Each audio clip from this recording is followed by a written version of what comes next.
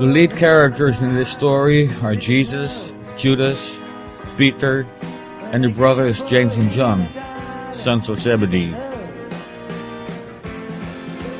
As Jesus and his disciples, that's students, were celebrating the Passover meal, he proclaimed his imminent death. When he, as leader of the pack, took the unleavened bread to break it and pass it to his people, he said, "Take this, for it is my body which will be broken for you." When they had all taken from the bread, Jesus took the cup of wine, held it up and said, "Take from this cup, for it symbolizes my blood, which will be shed for you." His disciples didn't really understand what Jesus was talking about, until he said, "One of you will betray me. One who has dipped his bread in the sauce will betray me." That could mean anybody, so they all asked, "Not me, Lord, don't let it be me." But Jesus knew who it was going to be, so when Judas asked him, "It isn't me, is it?" Jesus replied, "You know you are the one." Jesus went on saying he felt sorry for Judas, that Judas had been better off if he had not been born at all.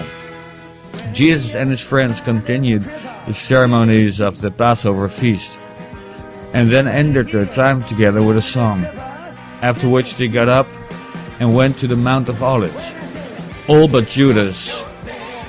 In the garden, Jesus needed to pray.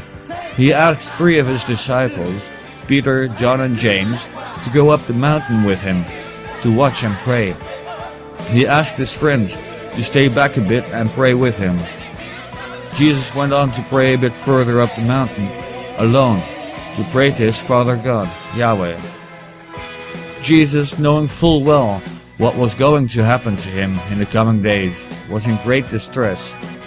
He was in such distress that he actually sweated drops of blood. This is a medical possibility, but only in extreme agony and fear. He went down a hill to his disciples a couple of times and found them sleeping every time. In his hour of greatest need, he was all alone. His friends could not even stay awake with him. But even though Jesus was terrified, he was still dedicated to doing his Father Yahweh's will, and that was for him to die. And then a mob came up the hill, a mob of religious soldiers led by Judas. Judas identified Jesus by giving him a friend's welcome kiss. Right away, Jesus got arrested. All of Jesus' disciples were afraid and ran. Jesus was brought before the Sanhedrin, that's the Jewish court, to be questioned. One of his disciples, Peter, followed him from a distance. As he was sitting by the fire in the courtyard, somebody identified him, saying, "Didn't I see you with this Jesus?" Afraid the people would go after him, he said, "I don't know what you're talking about. I don't even know this man." 3 people recognized him, and thrice he denied any alliance with Jesus. After the 3rd time, a rooster crowed, just as Jesus had predicted before.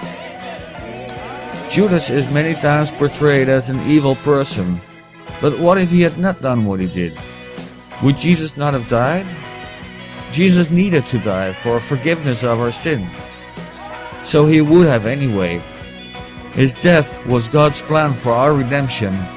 Had it not been Judas, it would have been somebody else.